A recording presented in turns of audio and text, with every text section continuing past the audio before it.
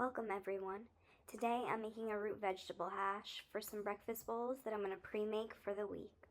This hash requires a lot of chopping, but I think it's well worth it.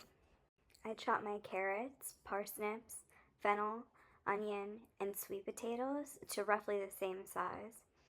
With this dish, I really like to get very small, bite-sized pieces. What you see here would be a rough small dice.